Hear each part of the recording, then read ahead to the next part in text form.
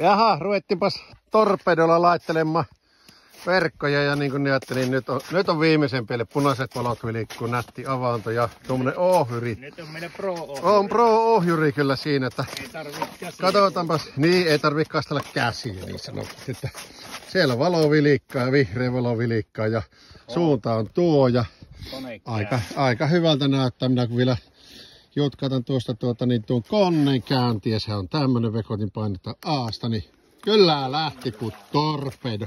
Niinhän se pitääkin ja niin me lähdetään kävelemään tuosta perään ja kalusto on kyllä kun monenlaista on kelekasta lähtien kaikki ja on moottorissahat ja hyvin kyllä toimii tuo vene, heti tuolta kuuluu ääni ja ei ole vielä vekotin piellä, mutta kohta tulee ja Sotkan selkävaikeinen hetkeksi. Ja ei kun vaan uutta yritystä, nyt on 3 verkkoa mennyt jo tuonne ja siihen se ihme vekoti on muuten viemäriputkellakin hyvä käyttö.